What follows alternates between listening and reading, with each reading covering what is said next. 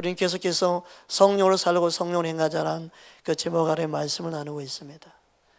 성령으로 살고 성령으로 행해야 되는데 우리 안에 죄의 쓴뿌리, 우리 안에 악의 쓴뿌리, 내 안에 있는 또 상처 아픔의 쓴뿌리, 그 쓴뿌리가 바로 마귀로부터 심겨진 건데 그게 우리 안에 있어서 또 죄를 낳고 상처를 낳고 아픔을 주고 괴로움을 주고 또 무엇보다도 자신을 정죄하고 자신을 우울하게 만들고 자신의 인생을 비참하게 만들고 자신의 인생을 스스로 굴러씌워서 자신의 인생이 가장 억울하고 그리고 상처 많은 자로 그리고 가장 괴로운 인생을 살고 있으므로 그렇게 반하게 만드는, 그래서 주님의 사랑을 받고 있는데도 사랑을 느끼지 못하고 주님의 놀라운 은혜를 경험하고 살고 있지만 그 은혜를 헌신짝처럼 버리고 은혜의 소중함을 놓쳐버리는 경우가 너무 많습니다. 여러분, 이 땅에 분명히 주님 한 분만이 구원자이시고 이 땅의 모든 사람들이 죄인으로 태어났습니다. 그래서 의인은 하나도 없다고 말씀하고 있습니다. 우리가 잘 알고 있는 로마서 3장 10절에 12절 함께 합독하겠습니다. 기록된 바 의인은 없나니 하나도 없으며 깨닫는 자도 없고 하나님을 찾는 자도 없고 다 치우쳐 함께 무익하고 되고 선을 행하는 자가 없나니 하나도 없도다. 의인이 없는데 의인의 특징 중에 하나가 바로 하나님을 찾는 자가 없다. 의인은 없는데 이 죄인의 특징이죠. 의인이 없다. 그 죄인의 특징, 죄인의 특징이 바로 하나님을 찾는 자가 없는 거예요. 죄의 가장 큰 목적은 뭐냐면 하나님을 찾지 못하게 하는 거예요. 하나님께 나오지 못하게 하는 거예요. 이게 죄의 특징이에요. 우리는 죄 그러면 그냥 악한 일을 행하는 것, 악한 행동을 하는 것, 근데 그 전에 주께로부터 멀어지는 게 죄예요. 죄의 원을 보면 간역에서 빗나가다, 즉 하나님의 뜻과 하나님의 방법에서 빗나가는 게 죄예요. 죄는 뭐냐? 하나님과 멀어지는 특성을 가지고 있어요. 그러니까 하나님이 원치 않는 걸 행하게 하는 거예요. 하나님이 원치 않는 자리에 가 있고 하나님이 원치 않는, 하나님이 시키지 않는 일을 하는 거예요. 자기는 옳다고 생각하고 하는 거죠.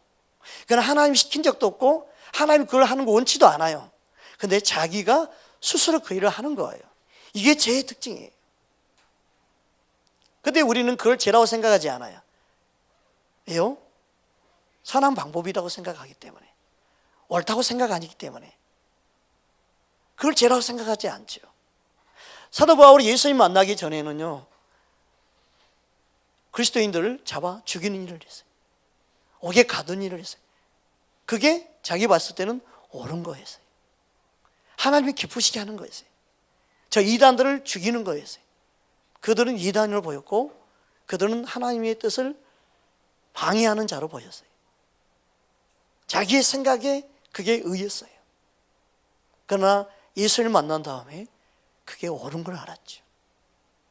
그리고 자기가 예수를 만난 다음에는 유대인들 향해서 예수 그리스도를 믿어야 된다고 복음을 전하는 자로 평생 살죠.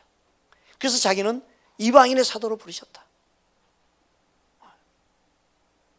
하나님을 핍박하였던 그가, 하나님을 대적하였던 그가 돌이켜서 복음 전도자가 되죠.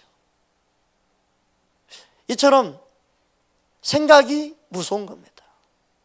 그 마귀는요, 우리 안에 생각을 집어넣습니다. 생각을. 가룟 유다가 제자의 삶을 따라 살았지만 마귀가 예수님을 팔 생각을 그에게 넣었더라. 예수님이 팔 생각을 집어넣은 거예요. 이 세상의 모든 문화, 여러분, 그 문화에는요, 바로 예수님과 멀어지게 하는, 마귀로부터 속아서 많은 사람들을 그리스도에게 떠나게 하는 많은 생각들을 집어넣습니다. 오늘날 좋아하는 드라마를 보십시오.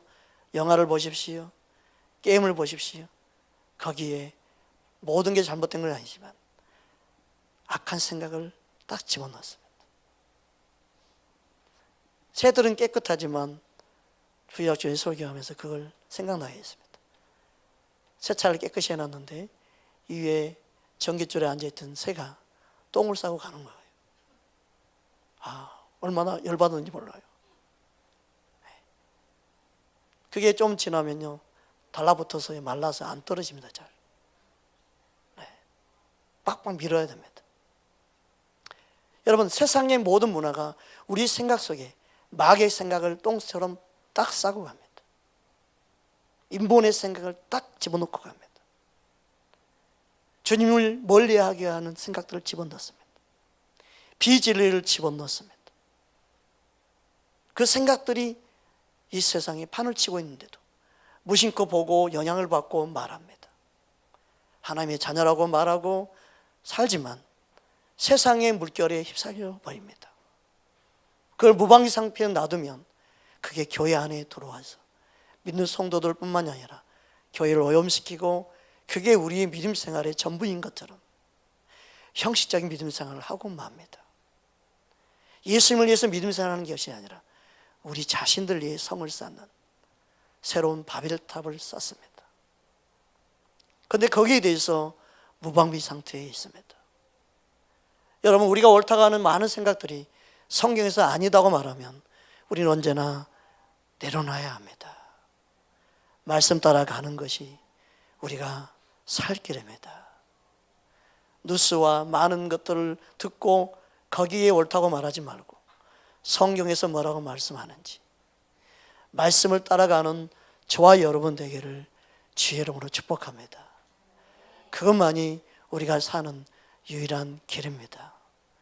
우리의 생각 안에는 세상에 주는 정보들 그리고 뉴스와 많은 매스컴의 영향을 받고 거기에서 분석해서 우리는 종합적으로 내 생각인 것처럼 말하고 행동합니다. 거기에 많은 사람들이 죽어납니다. 영혼들이 피폐해집니다. 주님과의 관계가 끊어집니다. 점점점 하나님과 멀어져 갑니다. 이 사실을 알아야 됩니다. 제가 주님 앞에 훈련받을 때 세상 소리 다 끊게 하셨습니다. 오직 말씀과 기도하는 일에 전무하게 했습니다. 거의 10년이라는 세월 동안 세상 소식 담싸고 살게 했습니다. 아무것도 몰랐습니다. 자동차세를 내는 거 안 내는 건지도 몰랐습니다. 책임보험을 들어야 되는지 안 되는지 그것도 모르고 살았습니다. 전혀 세상 법에 대해서 모르고 살았습니다. 그런 때가 있었습니다. 전혀 아무것도 모르고 하나님이 나중에 다 그런 것도 내게 하셨지만 그 전까지는 아무것도 몰랐어요. 그냥 믿음으로 살면 된다. 사고 안 나고 산 게 기적이었습니다.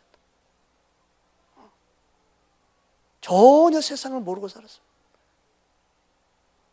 교회가 어떤 교회인지, 그동안 어떤 교회가 컸는지, 어떤 목사님, 훌륭한 목사님인지, 어떤 책들이 나도는지, 어떤 책들이 기독교 서점의 베스트셀러인지 전혀 세상을 모르고 그냥 말씀과 기도만 하면서 사역한 적이 있었어요.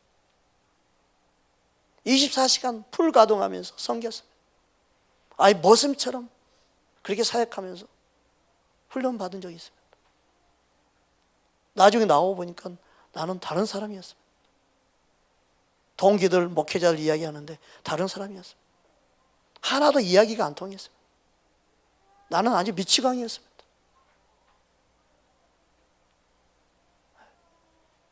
내가 말씀을 전하면 무슨 그런 메시지를 지금 시대에 맞지 않는 메시지를 전하나? 다 그랬습니다.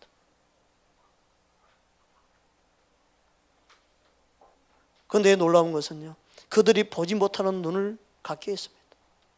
그들이 듣지 못하는 주의 음성을 듣게 했습니다. 바른 메시지를 전할 수 있는 은혜를 부어주셨습니다. 세대가 이러니 저러니 누가 이러니 저러니 해도 흔들리지 않는 은혜를 부어주셨습니다. 살 길은 우리가 말씀 따라가야 사는 것 말고는 없다는 것을 알게 하셨습니다. 이 땅 가운데 주님이 다스리고 통치하는 그 하나님의 손길을 보지 아니하면요, 점점점 혼란스러워질 겁니다. 어느 길로 가야 될지, 어떻게 믿음 생활을 해야 될지 너무너무 힘든 세대가 다가오고 있습니다. 점점점 그래져 갑니다. 어떤 교회가 진짜 교회인지, 어떤 목회자가 바른 메시지를 전하는지 이제 모르게 될 것입니다. 점점점 그럴 때가 올 것입니다. 점점점 심각한 영적인 혼란에 빠져가고 있습니다. 여러분 안에 생명 되신 주님을 붙잡기를 주의 이름으로 축복합니다. 죄라는 단어는 하마르티아라는 단어인데 간역에서 빗나가는 상태를 말합니다. 빗나갑니다. 예수님 붙잡는 거 그냥 붙잡는 게 아니죠. 내용이 있어야지. 진리를 알아야 예수님 붙잡는 겁니다. 순전한 양들에게 예수님 사랑하면 되고, 예수님 사랑하면 되고, 예수님 붙잡으면 된다. 단순하죠. 그건 어떻게 붙잡아야 되는지 알아야죠. 어떻게 사랑하는지를 가르쳐야 되죠. 내용이 없이 초점만 바르다고 해서 진리가 되는 건 아니에요. 인도하는 것도 바른 거여야 되죠. 내용이 없으니까 구체적으로 어떻게 행동해야 될지를 모르는 거예요. 말씀이 없으면 어떻게 하는 것이 진짜 예수님을 사랑하는지 모르니까 답을 못 찾는 거예요. 진리를 모르니까 진리의 구체적으로 설명을 못 해주는 거예요. 알긴 아는데 행동이 못 따르는 거예요. 예수님 사랑하는 건 누구든 알죠. 그런데 실제로 사람을 사는 방법을 몰라요. 삶 속에 진짜 예수님 사랑하는 삶이 어떤 건지 말씀을 통해 구체적으로 가르쳐 줘야 되는데 그게 없어요. 순진한 양들은 속는데 진짜 말씀을 알고자 하면 이게 안 되는 거예요. 여러분, 우리는 진짜 힘써서 주님을 알기를 원해야 됩니다. 진짜 예수님을 믿는다면 예수님이 하신 그 말씀을 붙잡아야 합니다. 거기에 생명이 있고 거기에 주님을 따르는 실제적인 삶이 열매로 나타난 줄 믿습니다. 주님은 말씀하시죠. 열매로 그들을 알리라. 열매는 나와 관계되어서 나를 통해 맺는 게 열매예요. 주님의 열매가 아니에요. 나의 열매를 통해 나를 아는 거예요. 할렐루야. 그 열매가 없는 삶을 가지고 예수님을 사랑한다고 말할 수 없는 거죠. 진짜 예수님을 사랑하는 삶은 열매로 그들을 알리라. 우리 삶 속에 주님을 사랑하는 실제 삶이 있기를 주의 이름으로 축복합니다. 주님은 우리를 사랑하십니다. 우리도 주님을 더욱 사랑할 수 있기를 주의 이름으로 축복합니다. 우리는 아담을 말해서 원죄라고 말합니다. 왜 그렇습니까? 아담이 죄를 범함으로 모든 인류가 하나님을 떠났기 때문에 그렇습니다. 떠나게 된 상태에서 태어났기 때문에 원죄, 죄를 지었다 말하는 겁니다. 그래서 죄의 특징은 하나님을 떠나게 만드는 거예요. 떠난 하나님의 사람들을 돌아오게 하는 방법이 예수님 십자가의 죽으심입니다. 그걸 인정하고 받아들인 자가 하나님께로 돌아올 수 있는 길이 열린 거죠. 믿으십니까? 그래서 하나님께 돌아올 수 있는 방법은 내가 죄임을 깨닫는 거예요. 내가 얼마나 더럽고 추한 죄임을 아는 사람만이 예수님이 필요하고 그리고 예수님 믿게 되고 그리고 하나님께로 돌아오게 되는 줄 믿습니다. 그 아담이 지은 죄가 우리가 단순히 선악과를 따먹었다 그렇게만 생각하는데 단순히 선악과를 따먹은 그 모습이 아니라 하나님같이 되려고 하는 그 교만이 죄입니다. 우리 창세기 3장 5절에서 7절 우리 함께 합독하겠습니다. 너희가 그것을 먹는 날에는 너희 눈이 밝아져 하나님과 같이 되어 선악을 알게 하나님이 아심이니라. 여자가 그 나무를 본즉 먹음직도 하고 보암직도 하고 지혜롭게 할 만큼 탐스럽게도 한 나무인지라. 여자가 그 열매를 따먹고 자기와 함께 있는 남편에게도 주매 그도 먹은지라. 이에 그들의 눈이 밝아져 자기들이 벗은 줄을 알고 무화과 나무 잎을 엮고 치마로 삼았더라. 여기 말씀 보면 3절 말씀은 바로 마귀가, 뱀이 속삭이는 말이죠. 그것을 먹는 날에는 너희 눈이 밝아져 하나님과 같이 되어. 하나님과 같이 되어. 여러분, 하나님 같이 된다. 타락한 사람들은 창세기 11장에 보면 또 바벨탑을 쌓죠. 자기들의 성을 쌓습니다. 자기들의 방법으로. 오늘날에도 도시마다 자기들의 성을 쌓습니다. 여러분, 로마의 폼페이, 여러분, 그가 폭삭 망했죠. 화산 폭발로 상케음 당했죠. 소돔과 고모라만 그런 게 아니에요. 하나님을 대적하는 성마다, 지역마다 하나님이 원치 않는 음행, 더러움, 모든 동성연애, 악함, 하나님이 심판 임할 수밖에 없는 성이 되고 말지. 그 땅은 멸망하게 되어 있습니다. 서울 도시가 망하는 것은요, 믿는 하나님의 자녀들이 빛을 잃어버리면, 그 땅을 향한 기도를 식어버리면, 그 땅에 죄악이 물들면 망합니다. 소돔과 고모라가 의인 열이 없어 망한 것처럼 망합니다. 이 사실을 우리는 기억해야 합니다. 여러분, 우리는 믿는 자녀로서 얼마나 이 땅에 큰 사명을 갖고 사는지 모릅니다.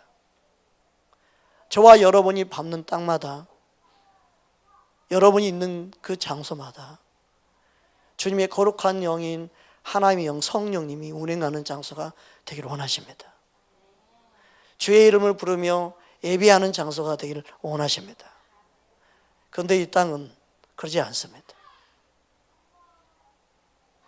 계속해서 우리는 그 영적인 싸움을 싸우는 그런 위치에 있습니다. 대강 적당히 믿음 생활해도 된다고 생각하는 그 생각을 빨리 벗어 던지지 않으면 안 됩니다.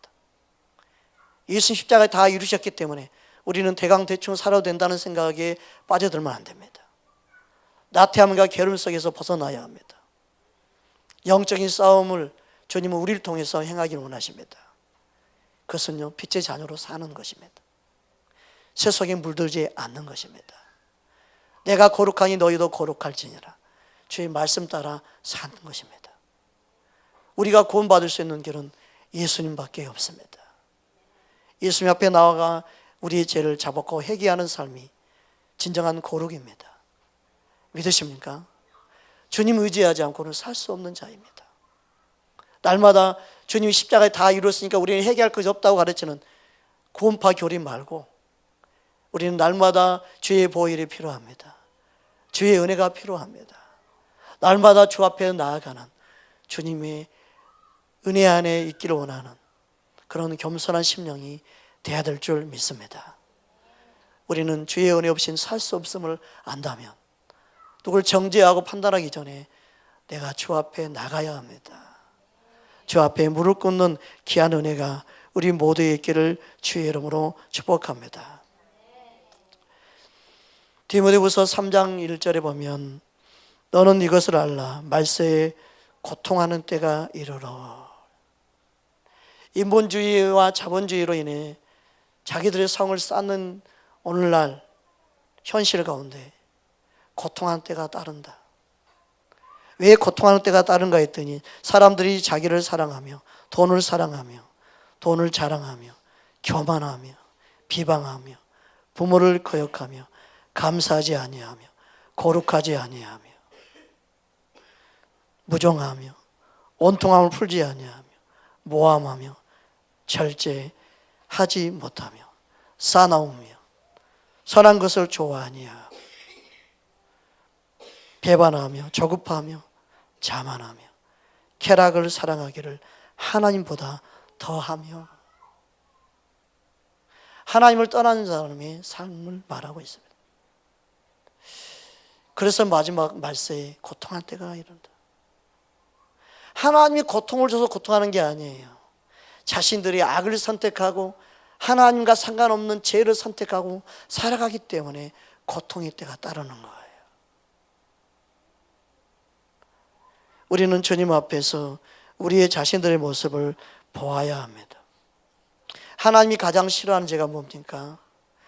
왜 하나님이 심판하고 하나님이 멸망하는 세대에 하나님이 살아계심을 드러내고 하나님이 무엇을 원하는지를 말씀하실까요? 그것은 다름이 아니라 하나님은 지금도 동일하게 악을 싫어하기 때문에 그렇습니다. 동일하게 죄를 싫어하기 때문에 그렇습니다. 하나님이 가장 싫어하는 죄 중에 하나가 우상 숭배입니다. 창세기 20장 5절 우리 함께 합독하겠습니다. 그것들에게 절하지 말며 그것들을 섬기지 말라. 나 내 하나님 여호와는 질투하는 하나님인즉 나를 미워하는 자의 죄를 갚되 아버지로부터 아들에게로 3, 4대까지 이르게 하거니와. 제사를 지는 것은 우상 숭배입니다. 우상을 섬기는 것을 우리 가정에서 몰아내야 합니다. 우상을 우리 마음에 둬서도 안 됩니다. 하나님보다 세상을 사랑하는 것, 그것도 우상 숭배입니다. 하나님보다 더 사랑하는 것들을 우리 마음에서 제거해야 합니다. 이 죄는 하나님이 너무너무 싫어해서 자녀의 3, 4대까지 그것을 갚으신다 말씀합니다. 여러분, 내 한 사람의 잘못으로 내 자사손손 그 죄에 인해서 온수마귀의 공격을 받고 온수마귀의 눌림을 받고 어둠의 방해를 받으면 되겠습니까? 예수를 믿으면서도 우상 숭배하는 것을 쉽게 생각하면 안 됩니다. 예수를 믿는다면 하나님이 원치 않냐는 우상 숭배는 반드시 끊어야 합니다. 여러분, 예수 이름으로 그 죄를 끊을 수 있기 바랍니다. 여러분, 예수님만이 우상 숭배의 죄를 끊을 수 있습니다. 예수님의 보혈이 능히 모든 죄를 끊을 수 있는 능력이 된 줄 믿습니다. 따라합시다. 예수 이름으로 우리 가정에 역사하는 우상 숭배의 영은 끊어질지어다. 예수님의 보혈이 우리 가정에 모든 묶여있는 우상 숭배의 죄로부터 자유케 합니다. 믿으십니까? 여러분이 그것을 실제로 믿고 고백하고 끊어짐을 말할 수 있어야 되지요. 그리고 저와 여러분은 예수 이름을 항상 불러야 될 줄 믿습니다. 우상을 섬기는 일을 멈추고 예배하는 일, 기도하는 삶으로 바뀌어야 될 줄 믿습니다. 주님은 그것을 원합니다. 한참 강에 흐르는 조조에 대한 말씀이 있었습니다. 그게 옳은 것 같지만 틀리다고 저는 말씀을 나누었습니다. 왜냐하면 모든 죄가 그러지 않기 때문에 그렇습니다. 그러나 강에 흐르는 조조 중에 하나 우상 숭배는 3, 4대까지 이릅니다. 그러나 아비가 잘못했다고 그 아비 때문에 자녀에게 모든 게 흐르지 않습니다. 아비가 잘못한 건 아비의 죄로 인해 아비가 심판을 받습니다. 자녀에게 임하지 않습니다. 그래서 모든 가계의 저주가 다 흐르는 건 아니다고 말씀을 나눈 적이 있습니다. 그런 경우는 어떤 경우입니까? 사람과의 관계에 잘못한 것은 본인이 당합니다. 자녀에게 흐르지 않습니다. 그게 에스겔에서 말씀하고 있습니다. 에스겔 18장 18절에서 20절 말씀입니다. 함께 합독합니다. 그의 아버지는 심히 포약하여 그 동족을 강탈하고 백성들 중에서 선을 행하지 아니하였으므로 그는 그의 죄악으로 죽으리라. 그런데 너희는 이르기를 아들이 어찌 아버지의 죄를 담당하지 아니하겠느냐 하는도다. 아들이 정의와 공의를 행하며 내 모든 율례를 지켜 행하였으며 그는 반드시 살려니와 범죄하는 그 영혼은 죽을지라도 아들은 아버지 죄악을 담당하지 아니할 것이요 아버지는 아들의 죄악을 담당하지 아니하리니 의인의 공의도 자기에게로 돌아가고 악인의 악도 자기에게 돌아가리라. 믿으십니까? 그래서 부모가 무조건 잘못했다고 해서 자녀에게 죄가 증가된다, 가게 흐르는 조주가 그대로 흘러간다, 이 생각은 잘못된 겁니다. 아버지가 잘못한 것은 아버지가 받고 자녀가 또 잘못하면 자기의 잘못으로 인해서 자기가 벌을 받고 심판을 받는 거지, 자기가 바르게 살면 그걸로 인해서 자기에게는 악이 돌아오지 않는 거예요. 그래서 예수 믿은 그 당사자에게는 영향받지 않는 겁니다. 여러분 예수를 믿고 정의로 공의로 행하는 하나님의 복을 받는 통로가 되기를 주의 이름으로 축복합니다. 가게 흐르는 저주를 말할 때 노아의 잘못을 말하죠. 창세기 9장 24절 25절 우리 함께 합독하겠습니다. 노아가 술에 깨어 그의 작은 아들이 자기에게 행한 일을 알고 이르되 가나안은 저주를 받아 그의 형제의 종들의 종이 되기를 원하노라 하고. 이거는 노아가 자녀를 저주한 게 잘못이지요.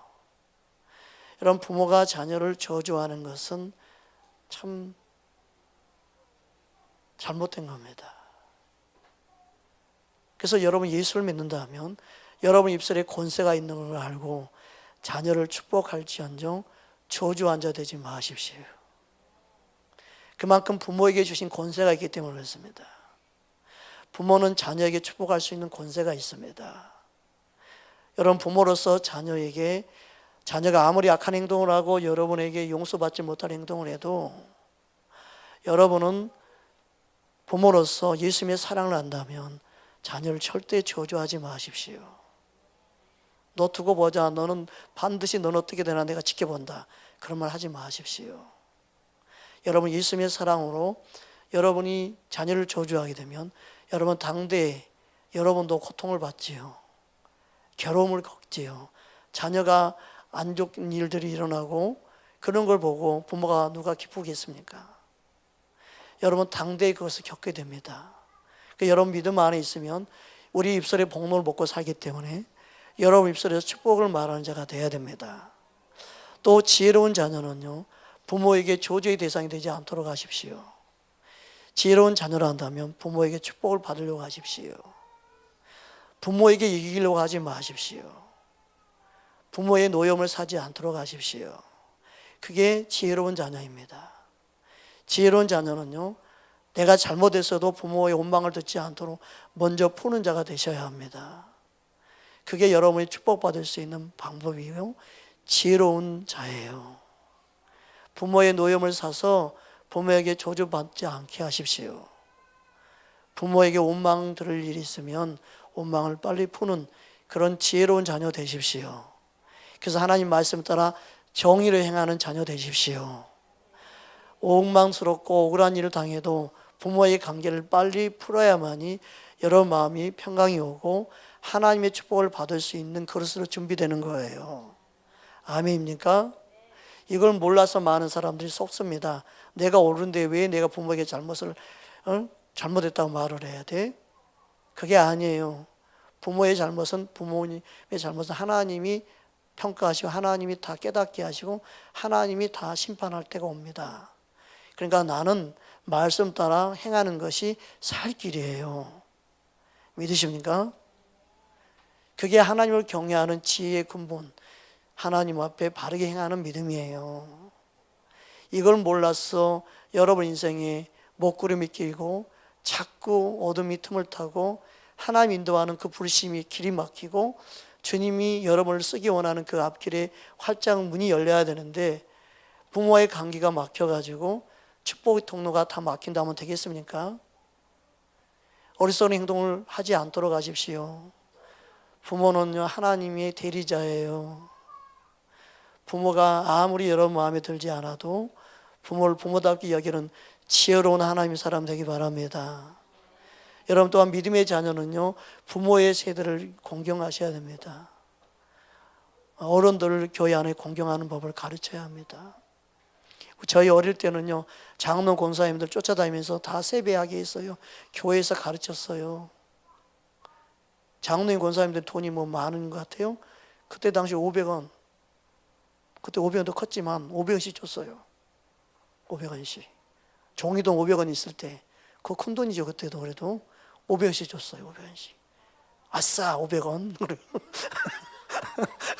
500원 받은 기분에 따라다녔는데, 여기저기 형들 따라다녔는데 그게요, 좋은 거 있더라고요.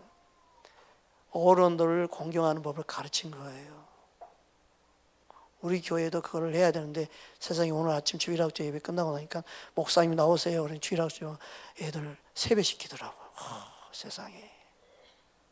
그러더니 세뱃돈은 내가 없는데 뭘 줄까 하고 막 고민하고 있었는데 세뱃돈도 준비해 놨더라고요. 얼마인지는 모르지만 몇 명 안 되니까 물론 준비했겠지요. 그래도 그게 교육이 얼마나 좋은 교육이에요. 우리 교회도 앞으로 권사님이 되고 장로님이 되면 청년부까지 다 세배다니게끔 해야 될 것 같아요. 그죠? 세뱃돈 없으면 권사님들 교회에서 세뱃돈 준비해서 주는 거예요. 얘들 오면은 세뱃돈 주세요. 그러면서 다 주면서 세뱃돈도 주면서, 네? 그죠? 여러분 그게 참 주님을 기쁘시게 하는 겁니다. 나이 들면 부모 세뱃돈 없는데 꼼처럼 돈 주게 하지 말고 세뱃돈 손자들에게 줄 수 있던 돈도 줘야 되는 거죠, 부모가. 그러면서 세뱃돈을 주게 해서 세뱃돈을 받게끔 하는 것도 지혜지요.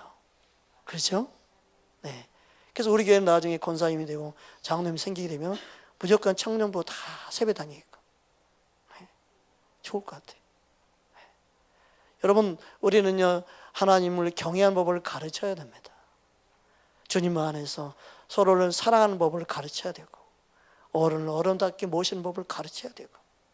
믿으십니까? 그 은혜가 우리 모두에게 있기를 주의 이름으로 축복합니다. 그래서 나중에 70대 넘은 분들은 용돈도 교회에서 명절 때 더 많이 드려야 되겠다는 생각이 들어요. 그죠? 용돈도 많이 드려서 쓸 수 있도록 교회에서 책임져야죠. 평생 교회에서 헌신하고 희생했는데 헌금 활동도 없고 얼마나 속상하고 그럴 때 있겠어요.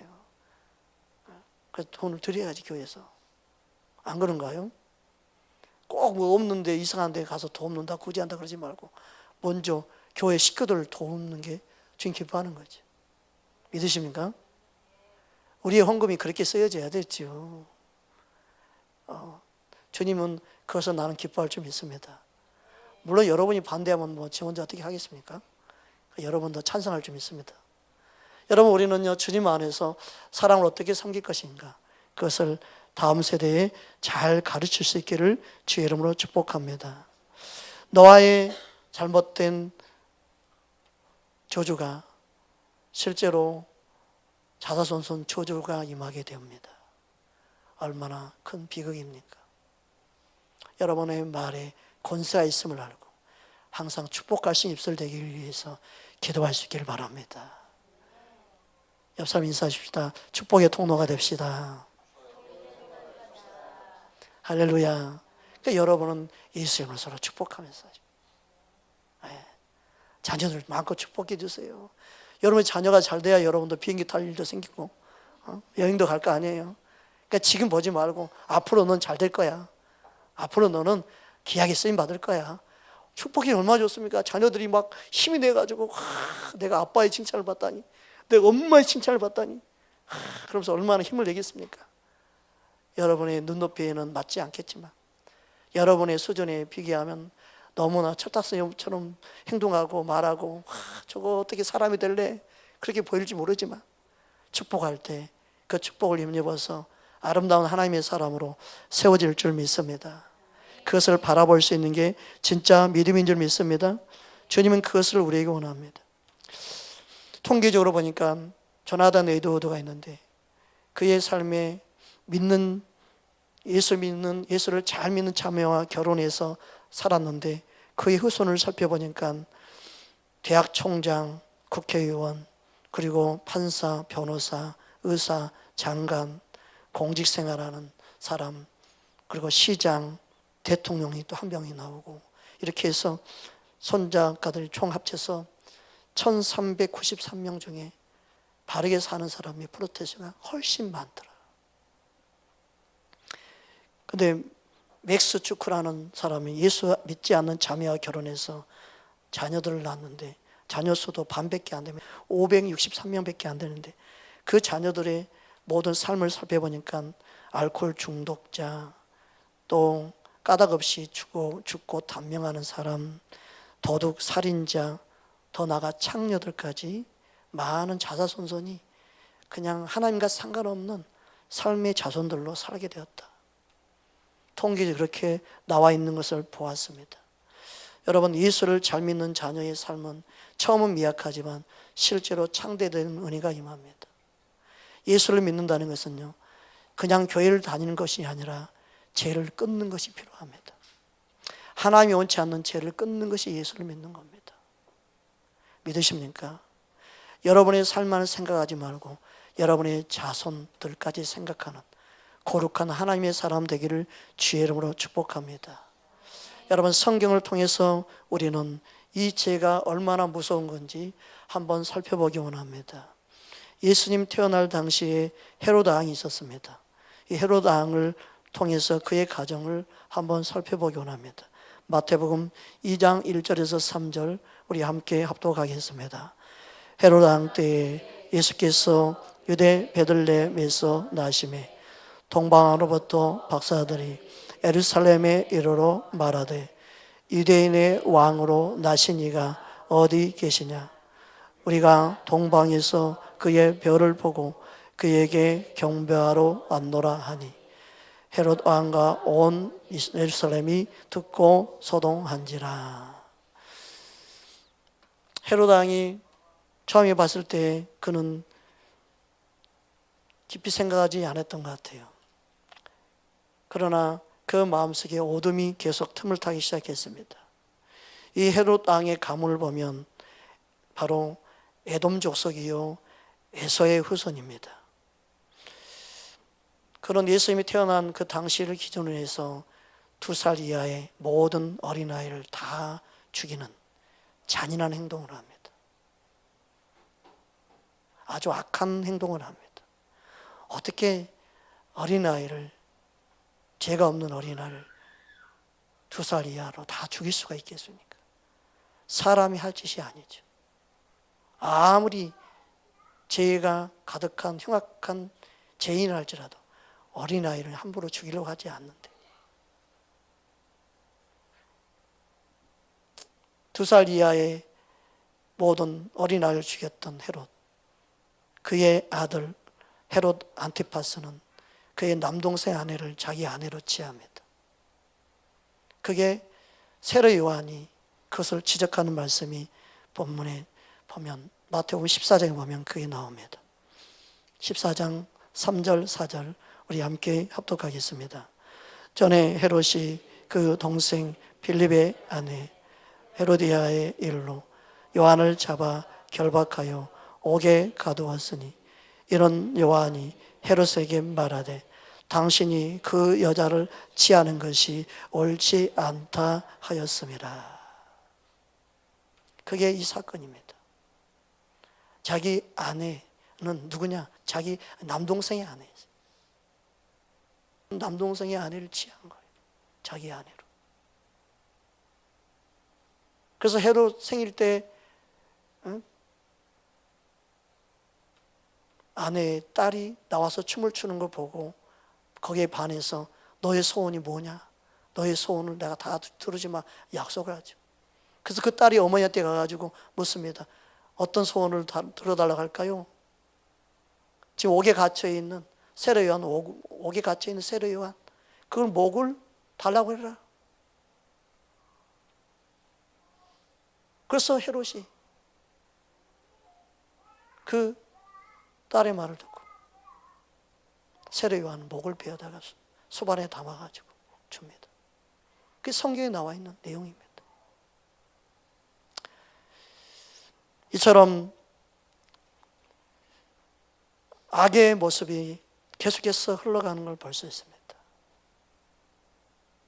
안 좋은 것을 보고 배우고서 악의 통로가 되면 안 되는데 계속 그것을 배워가고 또 그런 통로로 쓰임받는, 얼마나 이게 악한 것입니까?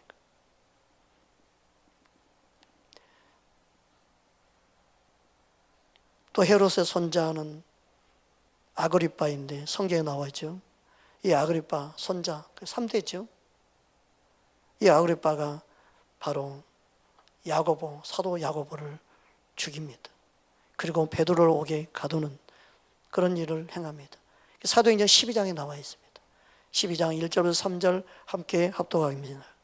그때 헤로드 왕이 손에 들어 교회 중에서 몇 사람을 해하려 하여 요한의 형제 야고보를 칼로 죽이니 유대인들이 이 일을 기뻐하는 것을 보고 베드로도 잡으러 갈새 때는 무교절 기간이라. 자, 이거 보면 얼마나 악한지 모릅니다. 얼마나 사악한지 모릅니다. 이 영적으로 선하게 쓰임받는 그런 사람이 있는가 하면 악의 무리로 원수 마귀로 쓰임받는, 물론 이 세상의 왕인 원수 마귀를 상징하기도 합니다. 그러나 단순히 상징으로만 보면 안 됩니다. 실제 인물이기 때문에 그렇습니다. 실제 역사적인 인물이기 때문에 그렇습니다. 이걸 우리는 기억해야 합니다. 하나님은 심판하신 하나님이죠. 이 사실을 알아야 됩니다. 나중에 어떻게 죽습니까? 벌레에 먹혀 죽습니다. 벌레에 먹혀 죽습니다. 그게 본문 사도행전 12장에 나와 있습니다. 12장 23절 우리 함께 합독하겠습니다. 헤롯이 영광을 하나님께 돌리지 아니하므로 주의 사자가 고치니 벌레에게 먹혀 죽으니라. 여러분, 이 나라 대통령이 누구 간에 우리는 겁먹을 게 아무것도 없습니다. 하나님이 치면요, 하찮은 벌레에도 죽습니다. 믿는 하나님의 자녀들은 뭘 두려워합니까? 어떤 권세를 우리는요 두려울 게 없습니다. 하나님이 손대면요 누구든 그날 밤 그 생명을 거둬갈 수 있습니다. 그럼 이 세상의 악을 그냥 놔두는 이유는요, 그걸로 인해서 믿는 자들이 정신 차리라고 놔두는 것뿐입니다. 하나님은 믿는 자들 편입니다. 믿는 하나님의 자녀들을 정신 차리고 깨게 하는 통로로 쓰임 받을 뿐입니다. 우리는요 이 땅의 주인이 하나님임을 놓치면 안 됩니다. 모든 권세, 하나님 손에서 나지 않은 권세가 어디 있겠습니까? 전능하신 하나님이 이 땅을 두루 보고 계십니다. 주님 앞에 우리 인생을 맡겨드리고 우리의 모든 것을 아릴 수 있는 하나님의 사람 되기를 주의 이름으로 축복합니다. 또 그의 4대째 가는 아그리파 2세가 사도행전 26장에 나옵니다. 그는 집요하게 사도 바울을 괴롭힙니다. 그리고 사도 바울이 복음을 전하지만 전혀 듣지 못합니다. 그가 하는 말을 우리는 한번 보기 원합니다. 사도행전 26장 28절 말씀을 보면 다음과 같이 말씀하고 있습니다. 함께 합독하겠습니다. 아그리파가 바울에게 이르되 내가 적은 말로 나를 권하여 그리스도인이 되게 하려 하는도다. 그는 나중에 역사적으로 보면요 왕의 자리에서 쫓겨나서 비참하게 인생을 마감합니다. 복음을 들을 수 있는 기회도 그에게는 놓쳐버리게 됩니다. 오늘날 많은 사람들에게 복음이 전해지만 그 복음이 하찮게 느껴지고 예수 믿는 게 우습게 보이고 그런 사람이 너무 많습니다. 그건 왜 그러냐면 많은 어둠들이 그들의 눈을 가리고 그들의 길을 가리기 때문에 그렇습니다. 어둠이 그의 가정 안에 역사하면 예수님을 떠나게 되고 예수님을 믿을 기회도 놓치게 됩니다. 예수를 믿는 것은 큰 은혜요 축복입니다. 여러분의 가정이 예수님만 믿는 복된 가정 되기를 주의 이름으로 축복합니다. 예수를 바르게 믿으려면 그냥 목사 말을 듣고 따라가면 안 되고 성경을 알아야 합니다. 말씀과 동일한 말을 해야 합니다. 그래서 제가 성경을 정확정확 따지면서 조목조목 말씀을 드리는 겁니다. 목사 말을 그냥 믿지 말고 성경적인가 바른 진리를 전하는가 따지고 믿는 저와 여러분 되기를 주의 이름으로 축복합니다. 어떤 가정들은 예수 믿는다고 목사 말 듣고 모든 재산도 갖다 바치고 자신이 번 돈도 다 갖다 바치고 이혼까지도 하고 따로 살고 그 말씀을 모르니까 하나님이 어떤 하나님인지 모르니까 그런 행동을 하는 거예요. 속은 거죠. 그것 때문에 내가 예수를 안 믿으면 나만 손해지요. 그러잖아요.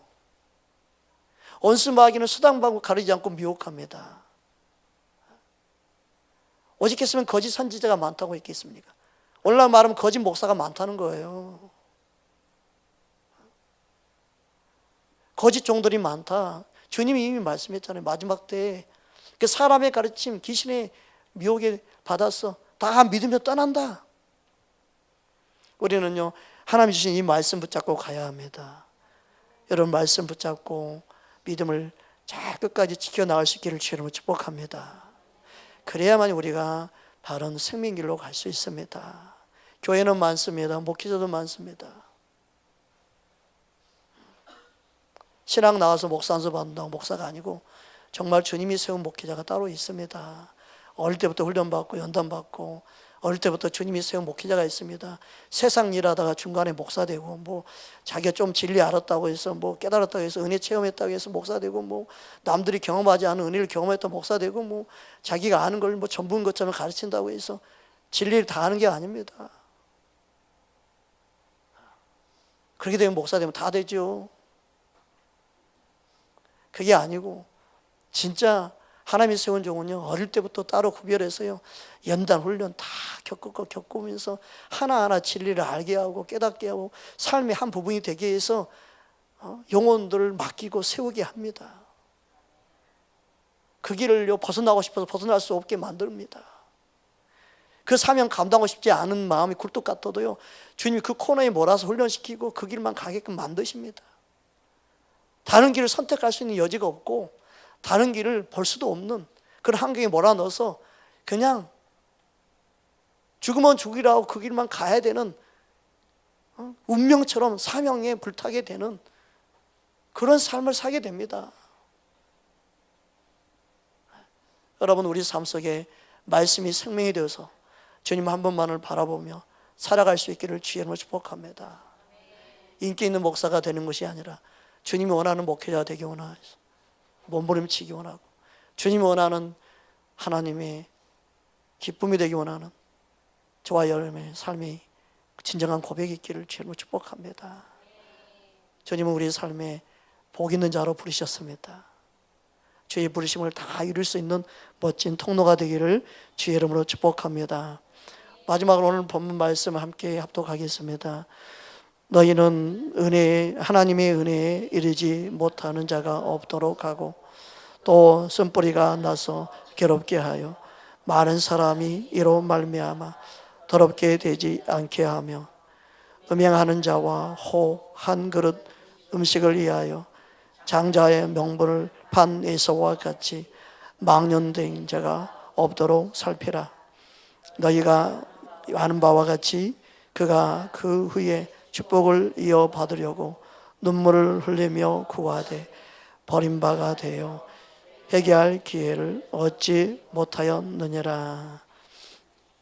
이 말씀을 붙잡고 또 다음 주에 계속 말씀을 나누기 원합니다.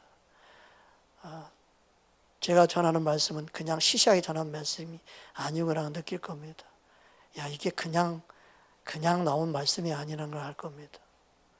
하루아침에 이런 말씀이 깨닫고 알아지는 말씀이 아닙니다. 주님이 우리 삶 속에 더 깊은 진리의 샘물 가운데 우리의 삶이 살아갈 수 있기를 주님 원하십니다. 주님을 더 힘써 알기를 원하는 저와 여러분 되기를 주의 이름으로 축복합니다. 함께 말씀 붙잡고 기도하기 원합니다.